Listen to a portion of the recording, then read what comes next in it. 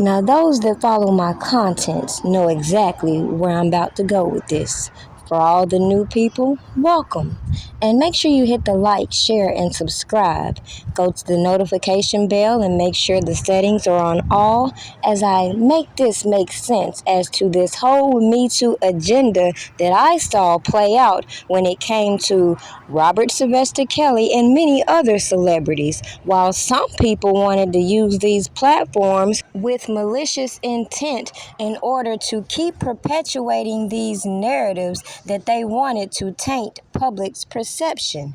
But it doesn't change the fact that, as I said from day one, all of these dominoes falling are tippling over for a reason. Since I was a young girl, I can remember hearing horror stories about this casting couch in Hollywood. So when I started to see some of these salacious stories coming out, and then finding out a lot of these sketchy people in Hollywood are funding these little projects and funneling money to these participants, it should make sense why I would use a person like Robert Kelly to make a talking point to the topic at hand that so many want to dance around when it comes to corruption and the judicial system. But just wait, because we'll make this make sense as to all the corruption we saw playing out as people facilitated these stories. And then we're going to top it off to the message I had long ago. All of these celebrities are going to feel the effect, and it's up to the public's perception to discern what they feel the truth is or not. But does that change if the laws should be manipulated for them?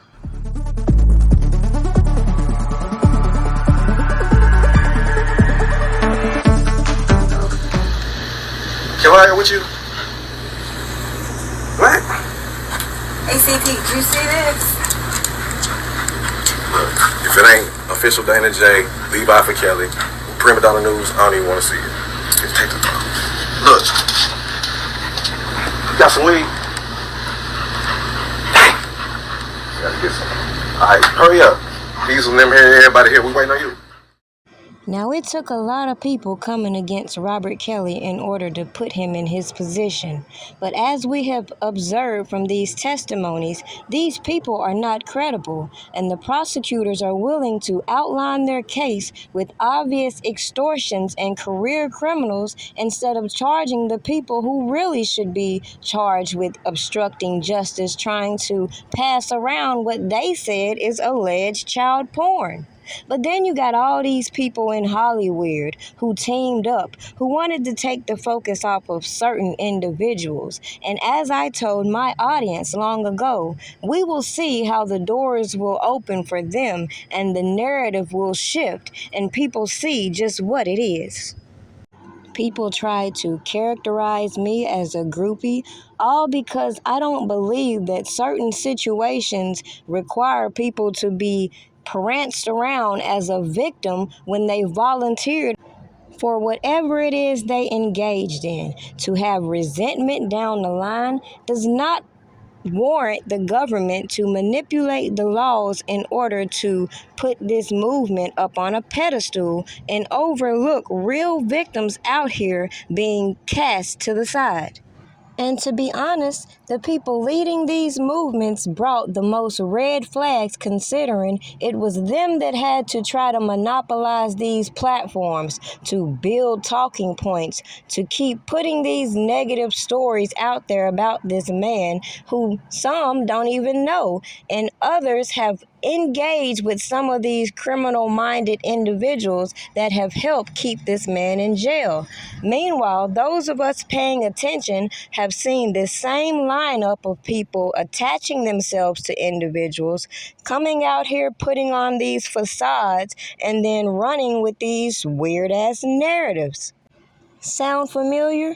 Kinda like the origin of this whole issue with Derogatis, and how even to this day he's still trying to fight testifying, even though we've seen him grace so many platforms willing to tell his story and implicating so many other individuals. But again, this just makes my point as to why the government will use all these janky ass people, dish out all these immunity community deals, dish out all this government assistance, and try to manufacture a case around obstruction of justice when we clearly hear the play was extortion from the jump.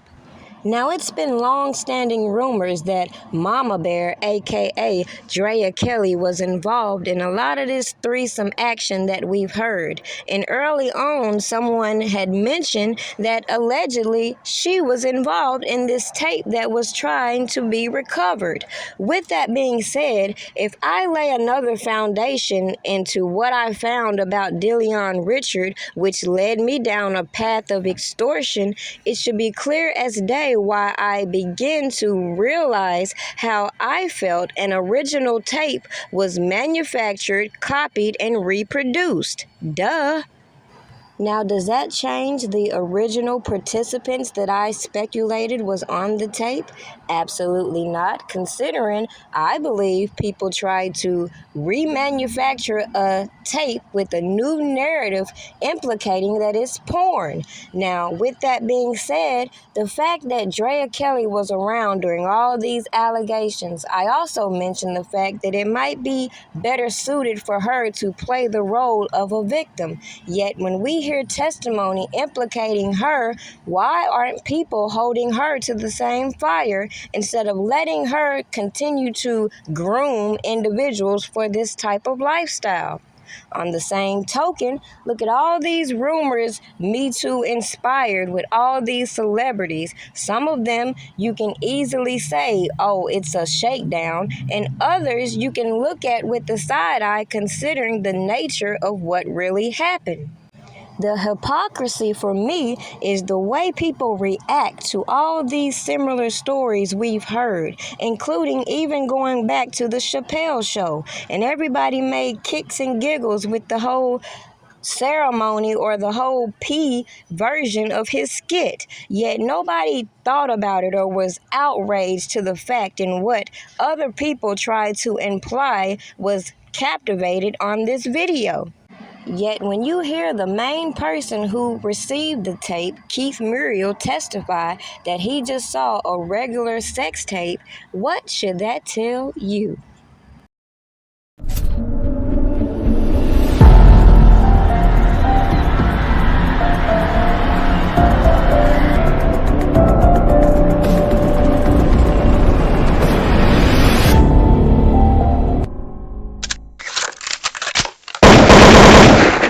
A very talented young man.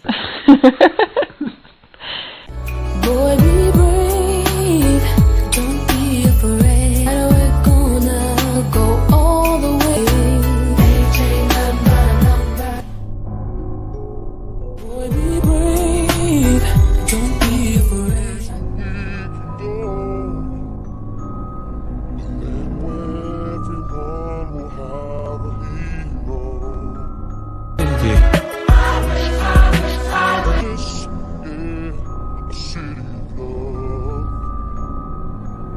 Be brave, don't be afraid. We're gonna.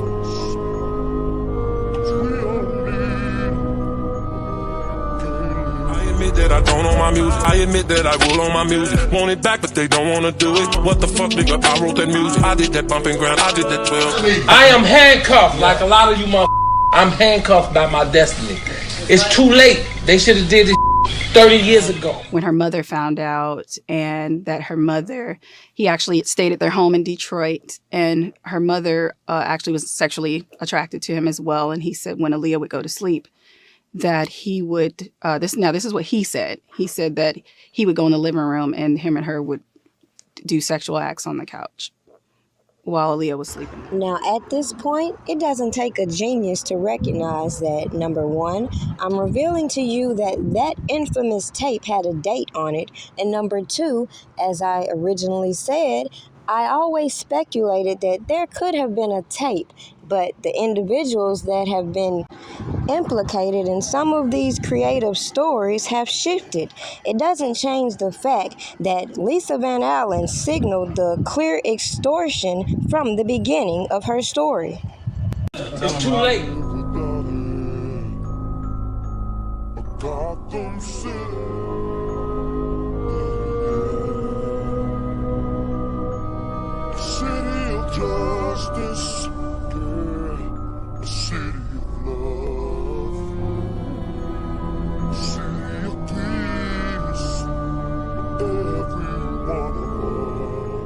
Now, as we have observed, many of these key players in this case in Chicago have admitted to crimes that are getting immunity deals. And rather than address the obvious obstruction that we have heard through testimony and addressing all these individuals who've written all these stories and who don't want to testify in court, it should be clear why we, the general public, are looking at this whole case as it is. Bullshit.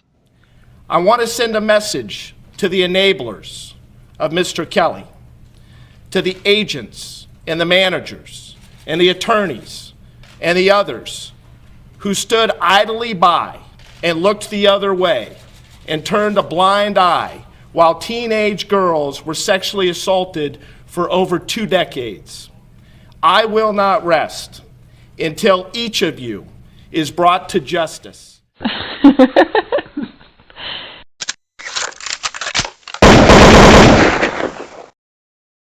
These motherfuckers must think we crazy. So you mean to tell me this man can get on public platforms and write books talking about he got this alleged child porn in the mail, and he over here making copies of it, showing it this person, that person. Then you got these other motherfucking people who came to the internet to let us know they had access to storage units. You had this other janky ass attorney who wanted to let us know that he's been showing this alleged child porn around. And we supposed to be entertained by a case about obstruction of justice in 2008, while all these people who have had the most to say, the most opinions, have funneled this money for these narratives to stay in the public domain. Think about how anxious so many in the black community were ready to make jokes and give their interviews about Robert Kelly, finding themselves in situations such as this with Tiffany Haddish and this guy Aries. The point, I just find it very comical that so many people will automatically say this is a shakedown attempt, even though they see the inappropriate manner in which this whole situation arose. Thus, when everyday people come out and don't gravitate toward these stories, such as those that were spun by Tim Savage or Angelo Clary, it should make sense as to why they should have never been putting their daughters in certain situations to begin with, considering these rumors about the whole industry have been out there. Thus, why continue the cycle? Nah, they ain't want to hear that though. They wanted to silence every voice that disagreed with the shenanigans and bullshit all these key players and witnesses have participated in putting on these platforms. Well, that's why I say time's up, MeToo. And I say that with the same consistency that I said from day one, considering I said the same things they're doing to violate these men's rights are going to be the same things that are going to eventually lead to them being free. Now, in what timely manner will it occur? How would I know? But the facts are the facts, you know? I talk to Angelo now. You gotta get rid of Mason, and you have to get rid of this publicist because they are working with Avenatti. This was a whole, like, this Zelle Pay thing. They knew about this from like weeks ago, like they've been planning this.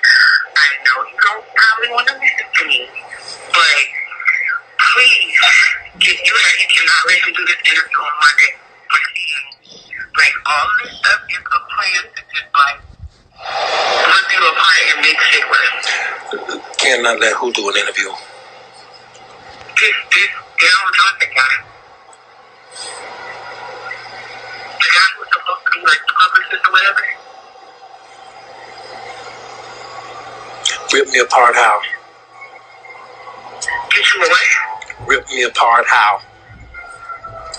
Like, it's just all stage. Like, I don't know. No. Just be specific. Be specific. Rip me apart how? I know the how. Okay, I want you to find out. I want you to find out how and let me know. Question. was whether or not these women were over age. And once it was determined that they were of age when they met him, we faced a host of issues. And so, like Tim said, 3 years ago when they came in my office, after he called me, I first started to strategize, how can I help? Because legally there weren't too many options.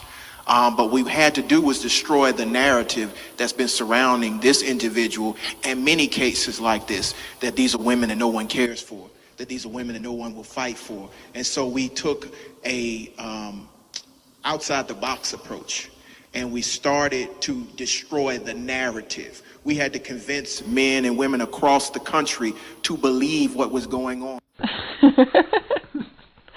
So make this make sense. We, law-abiding citizens, should believe the narratives of all these janky-ass people, ignore the fact that there's more credible individuals who would make this case more credible than relying on career extortionists and corrupting this man's defense team. Now, considering there's a whole lot of Caucasian Americans who have came forward with their Hollywood abuse stories, I'm gonna need for somebody to help me with this one and make it make sense why my little brown ass is supposed to believe all these clout chasers on the internet give a damn about protecting black women and giving us a platform to voice our concerns. Instead, if you witness what I've witnessed, all these fake-ass advocates came out to establish their non-profits, to get their PPP loans, and to get all this government assistance and not do a damn thing, but create distractions and confusion within the black community. Yet we the people should turn a blind eye because of how people feel about Robert Kelly and avoid the pure corruption we've seen throughout these entire trials. We should continue to feed the narratives of the likes of Jim Derogatis who don't even want to testify. And above all, we should ignore all these grown-ass women who've been implicated in some trafficking and other debauchery, shift all the focus on Robert Kelly as the general public who don't like to read, who don't like to watch the news and see how inconsistent these people are, continue to gravitate to all these opinionated individuals who still to this day have not come up with any solid solutions to avoid this topic at hand. Make this shit make sense. We did our job. We brought the information to the public.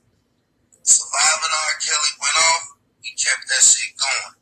We got bus drivers, we got police officers, we got assistants, we got friends, we got people to lie, we got the storage, we got motherfucking video, audio, we got the storage.